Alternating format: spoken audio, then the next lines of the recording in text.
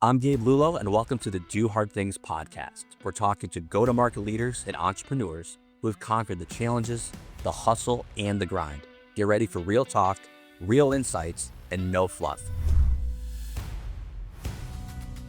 But the hardest thing in the world right now is not actually closing deals, it's actually getting somebody's attention. If you don't have that hook in that first 5 to 10 seconds, guess what? They're going to scroll to the next one. You need to go in and you need to make it sound like yourself. That's the biggest piece of the puzzle. And I promise you, we can all tell. The people that are trolls and the people that are haters never done the thing that you're doing. I love doing this podcast because I get a front row seat to some of the greatest minds in sales. Gone are the days of saying stay in your lane. When you're an executive leader and you're an enterprise-wide leader, there are no lanes.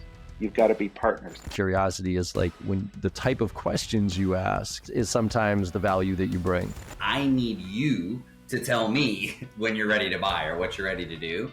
And I think it's changed so much into like adding more value. And if you're not doing that, then you're definitely going to come off as desperate. High pressure selling is like a dinosaur tactic at this point. No parent is like, oh, you should be a salesperson when you grow up, right? Everyone's like a doctor, lawyer, whatever crap. It's never salespeople. It's not your job to motivate people. It's your job to find motivated people. It's not cockiness. It's not arrogance. It's confidence knowing I know this and I know that I can help you. From where I started to where I am today is all because I learned how to sell. And there's too many people who have only been doing this for 5 freaking minutes. Sit down, close your mouth, actually go out there and get yourself beat up, then come back and tell me if something is dead or not. That is exactly why I started this podcast, because right there, that's the epitome of doing hard things.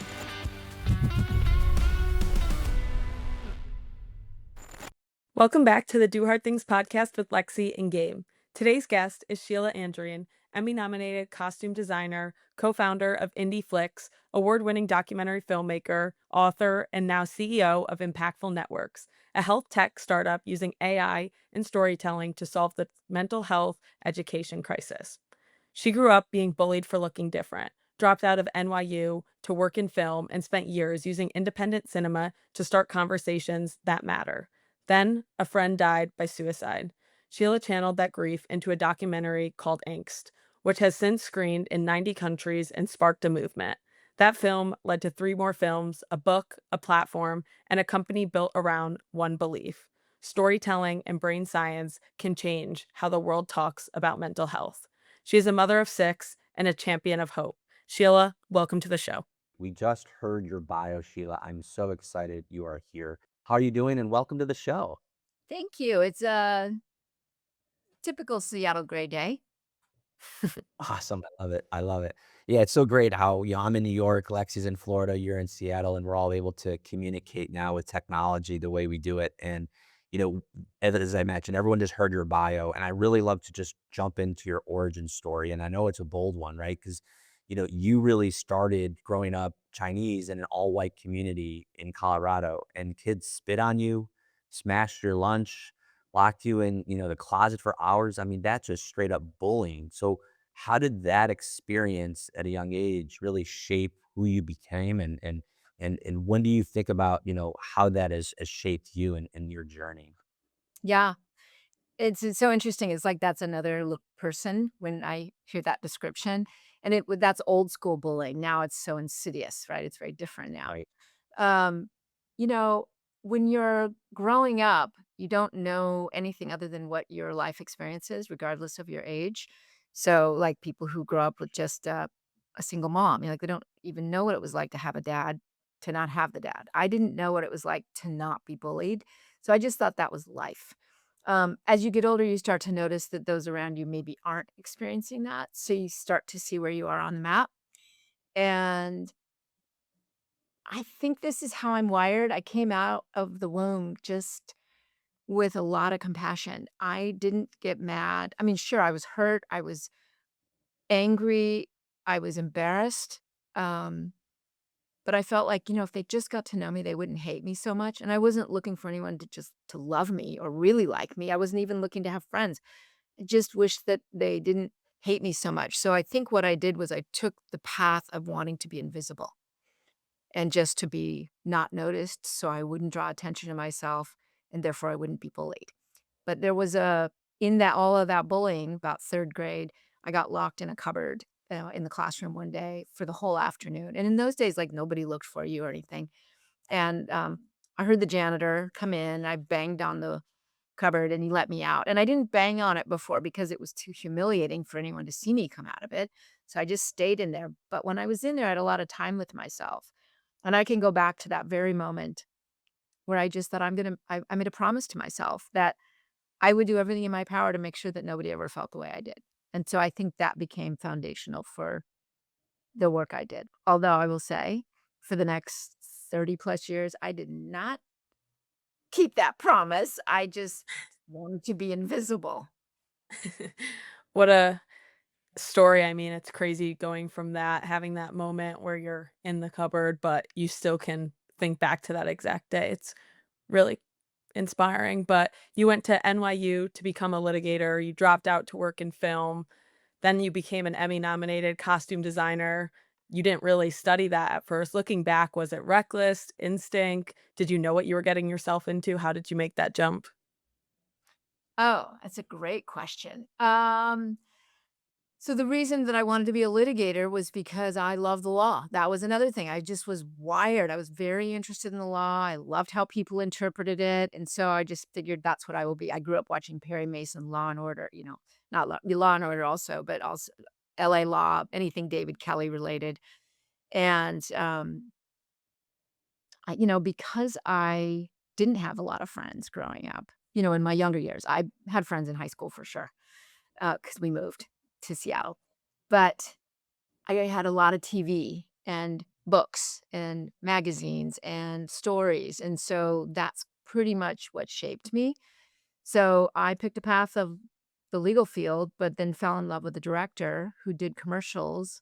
And he asked me to help him on a commercial because he knew I loved to shop and find things and I loved fabrics and stuff, even though I didn't know what they're called. I just knew if I liked the feel of them or the weight of them.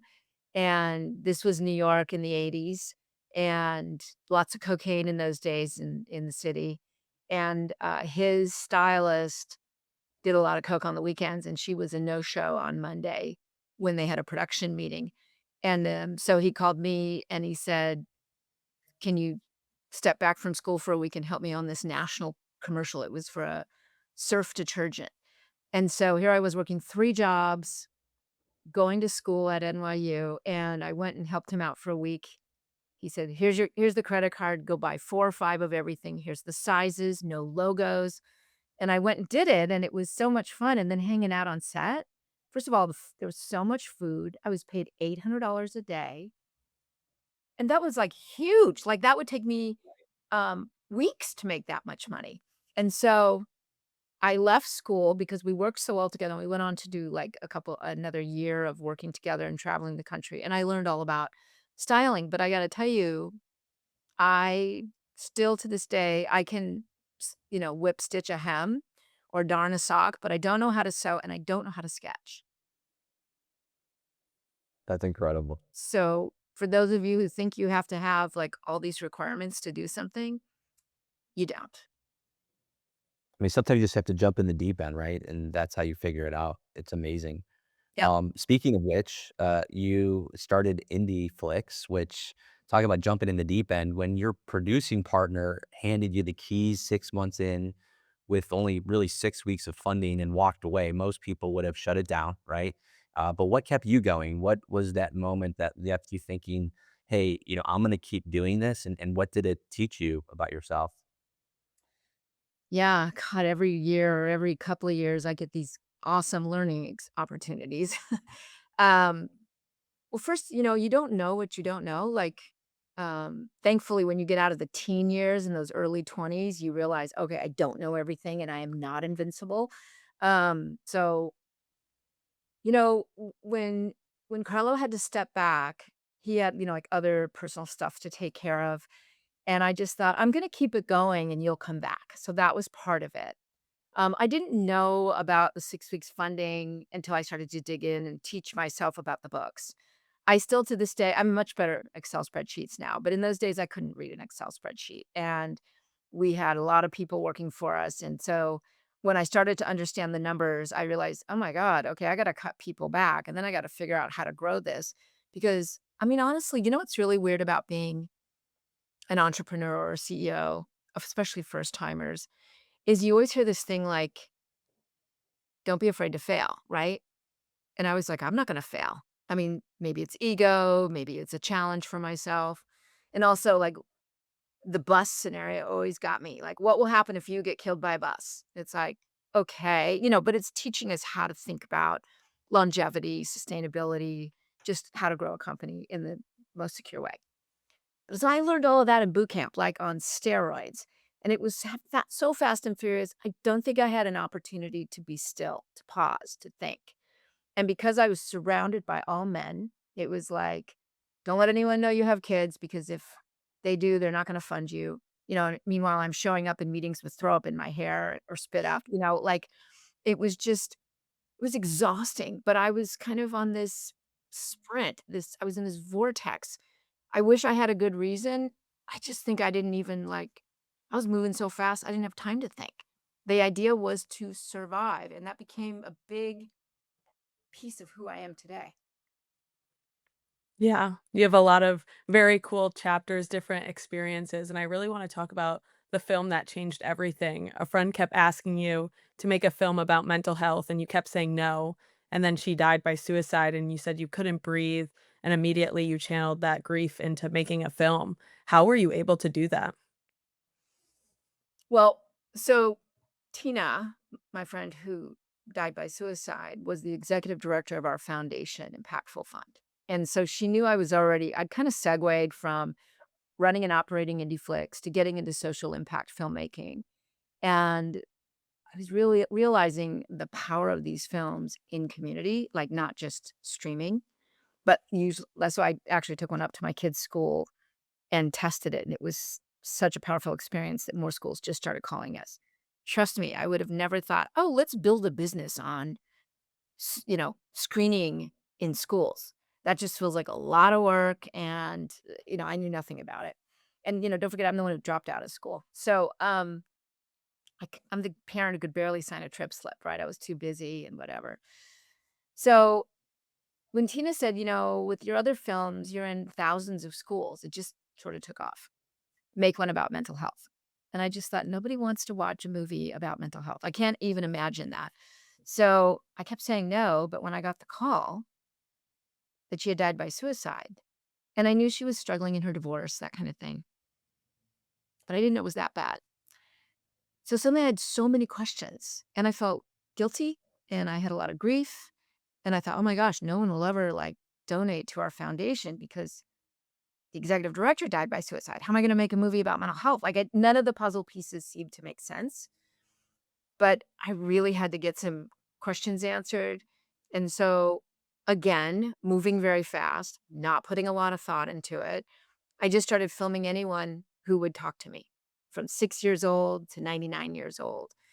Every institution I called, whether it was Harvard, Stanford, Anna Freud Institute in the UK, I want to interview someone. I want to understand the brain science. I want to know what's going on in the body. What is mental health? What I don't understand, because I came from Hollywood. It was all about straitjackets and shock treatment and Jack Nicholson and Cuckoo's Nest, right? Right. I knew nothing, and we didn't talk about it in my family because that was only for the few, right, that were struggling.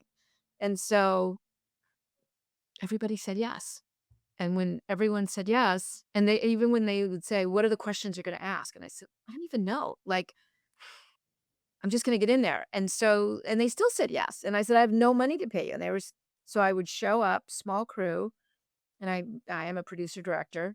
So I would film people. And as I started to understand what the questions should be, then I said to people, I will not show you the questions because I want you to be you. I don't want it rehearsed. I don't want it scripted. I don't want you to try to look good. And I think that's the success of the films, is that they're very raw and pure.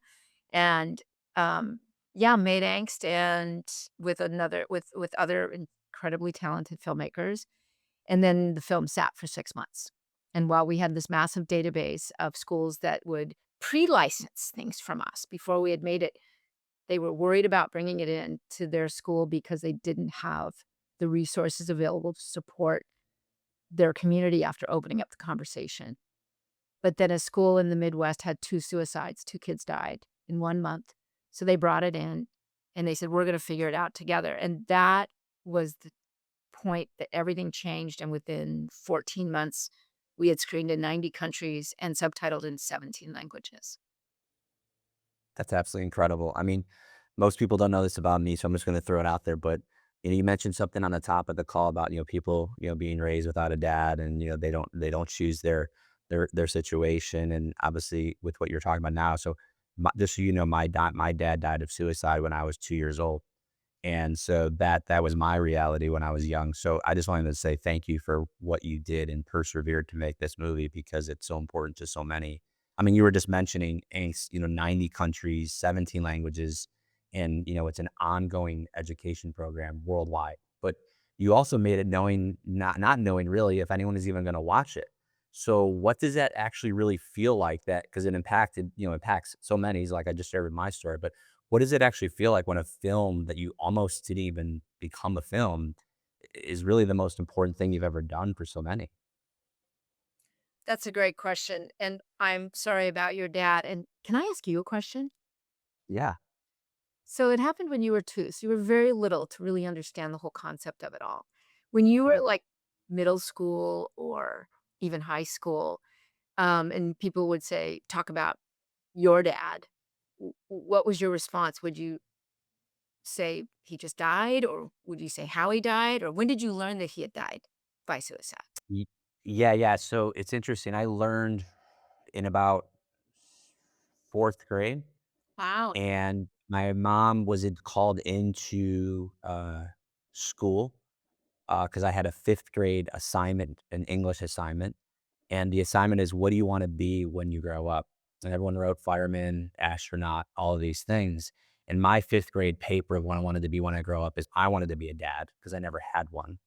And, like, it was, like, shocks throughout my school, like, my teacher, like, was like, "What do I do?" And they brought in my mom, and it was, like, a big deal, but, like, that was, like, my paper was that, and that was kind of, like, a defining moment as a kid to answer your question, but still to this day, I don't like how people judge the situation, and I don't hide behind it, I'm very upfront about it, but I just say, "Yeah, my dad died, when I was young," when people ask me, and then people ask me, "Was he killed? How did that happen?" Some people pry, and I just tell them, "No, he died by suicide, he had a lot of mental health issues," which he was a paranoid schizophrenic, to be totally clear, and, that's what happened, and I'm very upfront about it, but my mom sent me to something called Storm Clouds and Rainbows when I was a kid, which is how kids can handle grief and how kids can handle grief specifically with suicide, and I think that was a really important, part of my childhood to allow me to be okay with that.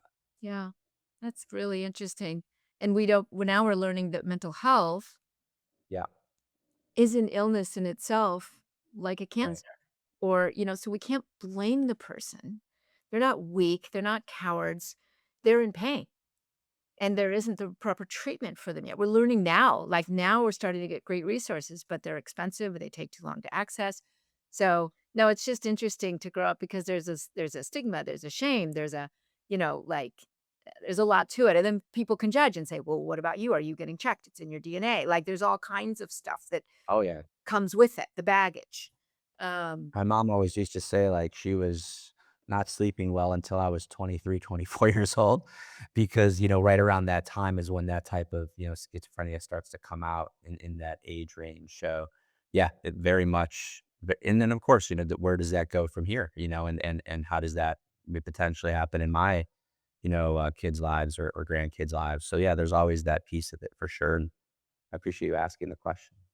Well, I'm always curious about I think one of the most interesting things to me in life is people's origin stories, right? Yes. And what they experience and go through.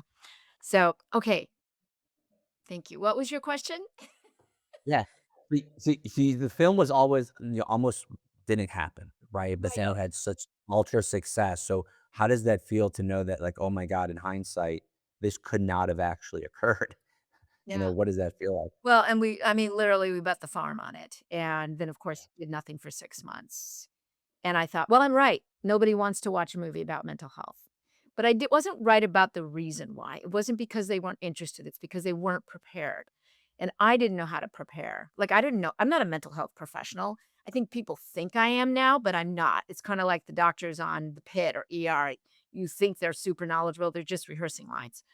But now what I've also realized is that we are all capable. In fact, it's really important that we all get educated because this is a population healthcare move. This is takes a village. I'm really understanding the power of that statement. It is on all of us to have a certain level of understanding and awareness and education to help, just like the whole CPR movement or the Heimlich maneuver, right? Like we all know how to do it, whether we're good at it or not. We kind of have learned, right? We need to have that kind of access to all people on the planet.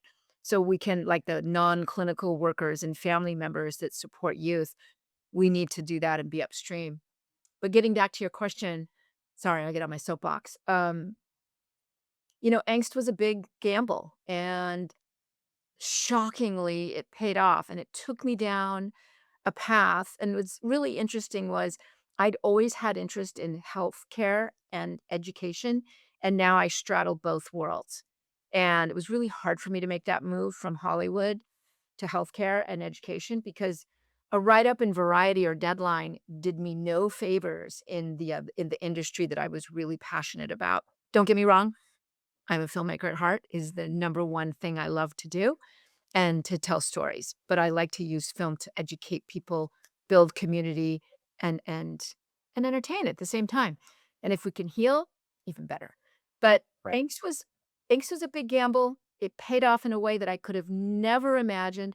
I've gone on to make 3 other films like The Upstanders and Raised to Be Human, which address mental health through different lenses like social media addiction and the role that technology plays in our lives, which, by the way, is the biggest topic ever because look how AI is affecting our mental health, our ability to connect with other people.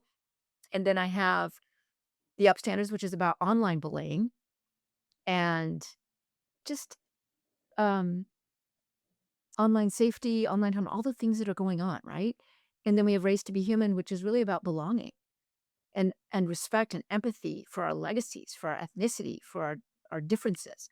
So those are the 4 film programs that have now created the Creative Coping Toolkit, which is the overall program. It's a film and evidence-based mental health education program for pre-K on up. Like it's even used in assisted living environments, which is crazy. And people are like, you were brilliant to put that on your roadmap. I'm like, I didn't put that on my roadmap. They called and wanted access. And so it was like, wow, okay, I'll put that in as an opportunity. I am not some brilliant businesswoman who created this whole roadmap and all these things that we can do. I just love people's stories. I listen and I just want to help. And if you get enough volume that says, we need this, we need this, we need this, then I'll build it and I'll offer it. And so, yeah, who would have thought corporations, parents saw it at schools and said, this needs to be available for our employees and their families. And who knew I would suddenly start learning about EAPs and ERGs and getting into working with healthcare companies, some of the biggest in the world, to provide it to some of the Fortune 500 companies and delivering globally in multiple languages. Like it just started to get, and I sit there and I think, when you're in front of Pepsi and Coke and all these companies and you're like, how did you get here? And I'm like, I have no idea. Like, just be Yeah. clear, grounded, follow your passion. And it's exhausting. And do the homework, do the heavy lifting.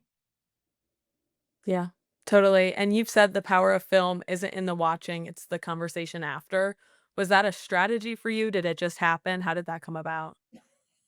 Well, okay, I shouldn't say no, I didn't. It wasn't a strategy. I know I grew up on TV, right? Like I didn't have any friends. We lived in the middle of nowhere. My dog was my main companion and my invisible friend Oliver. But I would have big conversations with my dog and Oliver. And then when I finally started to have friends, I wanted to talk about stories, right? And learn their opinions. Do you remember that movie with Demi Moore where would she sleep with Robert Redford for $1 million, right? Like in those days, Yeah. that was a lot of money. Indecent proposal. Yeah. Yeah, everybody was talking about it. And I really noticed that. I thought, wow, like people really talk about that. And then you examine, okay, would I sleep with someone that handsome for $1 million to save our livelihood? Right. Everybody. And it was so curious to hear people who would say, yeah, in a heartbeat. I'm like, really? I would have never imagined you'd say that. So when you start peeling the layers through conversation, I mean, come on, when have you been to a dinner party and you sat there and you got sat next to the most interesting person? You have no idea their birth order or where they went to school or what they do for a living, but you hear a story about a moment in time and it changes you, right? So that's the part I really started to key in on. So as my husband will say, can we just go and come out? Please don't talk to everybody. Don't ask the cashier about how long they've been doing this or what, like, just don't make any conversations. So I'm like, okay, I won't, But yeah, I'm just curious about people. So when you have a piece of content that ignites a conversation where people will share openly because they feel safe and they're talking about their own anxiety. I also learned in making these movies, I have social anxiety. And my whole life, I thought I was broken and a little bit less than everybody. So it was a relief to learn I'm textbook and there's so many people feel the way I had felt and I wasn't alone. And the little hacks I had created to get through life were actually based in cognitive behavioral therapy. So yeah, there's a lot we can share with each other to help each other. Yeah, absolutely. I mean, let's double down on that because this is a bold question because you discovered, you have had social anxiety yourself, you were just mentioning, right? But you're also built an entire platform, a film platform about anxiety and mental health. So walk us through how does that work when you feel like you have it yourself undiagnosed, and then there's so many people out there that are also silently suffering while appearing completely functional? Where does that live with you? I see them. Like, we have our own language when we find each other. It is such a relief. All Right. that stuff that you carried with you, and it still takes a bit of a practice to slough it off. That relief of knowing that you're not less than everybody. And I thought I felt less than everybody because I was Chinese, but then, I started to have friends as I got older, and that wasn't an issue. It was really my own internal, the way I was wired. And I'm still wired that way. Like, people never believe me. They think, but you go on these big stages and you talk, yeah, and I got tools that help me get through. And I have to keep changing up those tools because I become almost like desensitized to them. So I have learned to live with it. And it is also a way for me to connect with others that experience it. And I've learned that what you see is not really like that whole thing, don't judge a book by its cover. You have no idea what's going on in people's lives. So always enter a conversation. If you can't be curious and come from a place of love, then just be neutral, but don't assume the worst. I like that a lot. And you said the last 15 years have been a series of highs and lows, some you barely survived, others that don't even feel real to you. Obviously, you don't have to go into specifics, but what does barely surviving something teach you that winning can't? Oh, barely surviving is when you can't even breathe, right? Which means you can't think and you can't be still and you feel like you're falling off a cliff. How do you how do you equalize? How do you buoy yourself? Everything feels hard when it's hard, right? But some of the big ones were well, we lost our son Jesse to suicide in October of 2024. But before that, 10 years earlier this month, we lost our daughter Rochelle to cancer on her birthday. And, as parents, you always feel like if one of my kids died, I wouldn't even want to live. Like I would never survive that. And so when Rochelle passed, and we were in such like survival mode, like we're going to save her, we've got her into a trial, she was living in Ireland, we're going to get her back to Chicago where the trial was, but we never made it.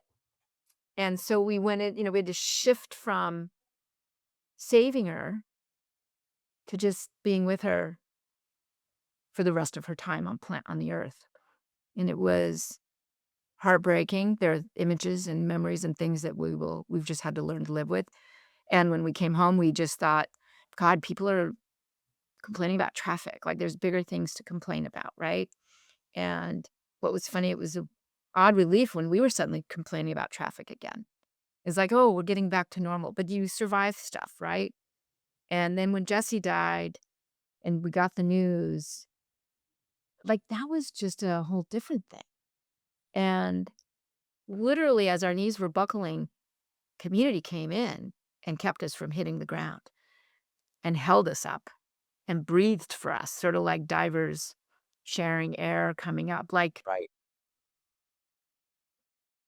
we would not have, I don't know that I would be here if it hadn't been for our community and how they knew to be there for us. Like, I don't know that I would know how to do that. So Yeah. those are the hardest things. And then just showing up, the little things, right? Like going to the store and running into people and then they don't know what to say or they do know what to say. So you sort of feel like you're up on a spotlight of unknowing whatever. And you end up kind of more comforting them, saying it's okay. You learn to not wear makeup or just cry in public because you can't help it. So those are probably the hardest ones. Or showing up for my team. I felt bad that I didn't want them to treat me with kid gloves. Um, I actually went to a conference 3 days after that was all about men's and boys' mental health, and I just sat there in the same chair for 2 days and listened, because I realized we raise our boys differently than our girls. We have 6 kids. And all my girls, I would invade their space, no boundaries. You're having an issue, we're going to therapy. We're gonna figure this out together. With my boys, you're having an issue, something's going on, whatever. Mom, I got this. I will come to you. I know. Okay. I trust you. You're a man. Uh, no. And so it's a different approach, but it's not just stepping back. And so, yeah, I've learned so much in the last year and a half, and still learning every day. Um, and yeah, I fell into all these like groups of parents who'd lost their kids to suicide, and that was getting me really down and depressed. So I pulled back from that so my algorithm would change. And I just want to live a life of hope and love. And here's the bottom line, like, we are so much stronger than we are ever told we are. Like, human beings are freaking resilient. Yeah. Your heart keeps pumping, right? And we mess it up. We make it so hard for our bodies to be doing its thing. We make it hard for ourselves mentally on so many levels, but it is strong and we are strong. And we need to put more of that into everything we do. Yeah. Thank you so much for sharing all these stories. It's powerful. Um, Again, I wasn't planning on doing this. This has been pretty awesome for me. So thank you for doing this. But so my mom got remarried. My dad passes away. My mom gets remarried and I'm 5 years old. And then my stepfather was my stepfather. I mean, practically all I know is my dad until I was 16 years old, driving home from school from my new car from high school. And I pulled down this, cul-de-sac. We lived at the end of the cul-de-sac, and there was 3 fire trucks, 2 cop cars in our driveway. And I thought it was my mom at first, like, what the heck's going on? And she was home at the time. And so I came in and my stepfather passed away suddenly of a massive heart attack. Oh my And God. yeah, so 47 years old, healthy guy, no reason to think this would ever happen. And you said something about going to a conference 3 days later. I was on the varsity volleyball team and I went to the match that night. And like everyone thought I was crazy, but I had to just do that. You know what I mean? Because one, that's where my team was. You know what I mean? That's where my people were. And I didn't play, but I sat down on the bench and just like was there, you know? And it was weird to like, should I do this? Should I not do this? But my mom is the strongest person I've ever met, said you have to go. Like, I'm gonna be okay, but you need to be there for you. And so what was that triggering point, if you don't mind me asking, about why did you go to that conference 3 days later, now knowing what you know so much about mental health, of course, going into that? Well, I had signed up for it beforehand, not knowing anything. I just thought, oh, that's interesting, men's and boys' mental health, because we had been going through issues with him, with both our sons. And just growing years. And my husband said, you got to go. And I was like, are you kidding? I mean, like, even society teaches you withdraw, like, you tend to yourself and your loved ones. We had 4 children at home now, not home, but they all came home and stayed home. The meal train was going. And I said, there's no way I'm going. Like, I'm not that strong. I can't do that. And he said, you are that strong and you can. And you're already talking about like, how did we miss this? How is it that he was so good at hiding in plain sight? He controlled the narrative. I had so many questions. And he said, you're just going to get louder with those questions. Go to the conference. And it was pricey too. And the woman I was going to stay with, who's a very dear friend, she took care of me. And I just literally, you flying on the plane, you just sit there and you're like, holy shit, right? Like, but, and I did feel kind of invisible there. Everyone kind of was talking to each other, very upbeat, excited, whatever. And I would muster it up and they're like, so what brings you here and whatever. And it was hard do you talk about it? Do you not? And then when it would come out, it's like, when? 3 days ago. And then it's like, and you're here? You should be at home. And it's like, so, explaining yourself, sort of like you on the bench, right? Or at your Yeah. conference, I mean, the game. And so Yeah. we're just stronger than we ever are led to believe. And Right. everybody's different. Like, not everyone should just jump back out and go do things. But you know what? When you show up, it doesn't matter what condition you're in. You do not need to be perfect. You will still be accepted and respected, but you've got to have some dignity with it. You can't just show up a hot mess, right? You got to like get a little bit of composure going. And it's okay to be vulnerable and real. In fact, I think in many ways you get to bond more closely and more quickly with people, and you find the people you're supposed to be close to, and you learn from them, and you let them be there to help you and support you.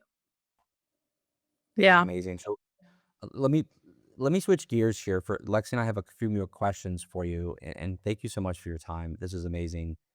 You mentioned AI at the beginning of the call, and we also have so many people in our audience member who run tech companies, and AI is, everything right now for them and so many around the world. So, you mentioned ethical AI, right? Especially in, storytelling and scaling mental health education. Most people hear AI and mental health in the same sentence and get super nervous. So why is there a concern in some cases where, ethical version of this actually looks different? So for me, ethical AI is for us. We created a tool called Gigi, and Gigi pulls from the contained knowledge base, which is the creative coping toolkit. So Gigi is pulling from all the massive interviews, the films, the 300 learning bursts, the activities that are based in cognitive behavioral therapy. There are very big, firm guardrails for Gigi to detect stress, that kind of thing. And Gigi is not a therapist. Gigi is basically a mental health education guide. So you can ask questions, and Gigi will pull from the toolkit, which is basically now a world-class mental health education knowledge base. And I'm now building out Gigi in a way that I actually can't say yet because I'm going to just say it when I launch it. But I've been working on it for over a year, and I don't think I've ever been so excited about anything in my life. And I think it's really going to help people. Um, so that's coming. May even release it in the fall. I'm beta testing now. And I mean, I thought my life was rich and deep, and it has like tenfold that. So yeah, uh, keeping myself grounded on what this is capable of. So AI, I work with a lot of states. Our program has been delivered statewide in California, Washington State, Illinois, accessible to every school, right? And their families, as we raise money through the foundation to make it free. And one of the things I've learned is now the states are creating laws where they don't want AI used for mental health purposes, which I understand. I think it's smart because now you read the New York Times article where the AI told the kid, you're ready, go do it. The thing is that while everyone's trying to figure out how to put these strict guardrails up, the kids are just using it and getting even more deeply entrenched in OpenAI or any of the AI tools where they're using it as a therapist. So how do you then take that away or it's just, I don't know what the answer is on that. I do think there needs to be incredibly strong guardrails up. And I think there needs to be a lot of conversation between families about using AI and understanding truly what you're getting back as feedback, you have to question it. You have to push. And I think people don't know how to do that. They're like, oh my God, ChatGPT just told me to do this. I said, did you ask it this, and this? It's like, well, no, I think it sounds so right. And it said I had a great idea. And it's like, so our ego's getting inflated. We're losing, we're adrift. We're getting untethered from ourselves. So more human connection with ourselves and with others is going to be more important than ever because we need reliable sources of information. Yeah. Very exciting stuff that you're working on. Really excited for the fall and to see what you come out with. That's incredible. And I want to talk more about the toolkit. So it gamifies feelings for youth, educators, military families, vulnerable communities, so many more. What's the insight behind that? Why does gamification unlock something that direct conversation can't? Again, I didn't know that was going to happen. Like, I just am someone, I have a short attention span. I grew up in a family where we are very competitive and we play a lot of games. My Chinese side of the family is a lot of women, big, lots of games, and you play to win, right? But always with a good spirit. So our family is the same. And I mean, I make a game out of everything. When my husband and I are making the bed, it's like, let's see if we can beat our time, right? Like, let's time ourselves. Or, I mean, it's just whatever it is, make it fun. And so, what if we could make talking about mental health fun, right? So, I even wrote a book called The Creative Coping Toolkit, and in it is just brain hacks. So, what do you do if you're nervous before speaking, right? What do you do if you can't sleep before a big game? What do you do if you are got to go to a party and you don't know what to wear and you don't know what to say and you don't want to, like, that's social anxiety stuff. So, or about flying, like, how can we gamify, hack our brains, not make it so serious in life and death, and make it fun? Right. I love it. Thank you so much for coming on to our show, Sheila. You're absolutely amazing. Who is the right person to reach out to? What's the best way for them to reach out? I know you have a massive following on LinkedIn, but how does someone get in touch with you and get access to all that you're doing right now? I think LinkedIn is actually a great way to reach out to me, but also my email, which is on LinkedIn as well, is Sheila, spelled Scilla at impactfulnetworks.com. Or if anyone's interested on the foundation site to learn more about that, it's my name, Scilla at impactfulfund.org. Thank you so much. Everyone listening, go follow Sheila. She has absolutely an amazing following, and we appreciate all the time that you gave us today. We appreciate you very much. All those who are listening, keep doing the hard things, and Lexi and I will see you on the next one. Take care. Thanks.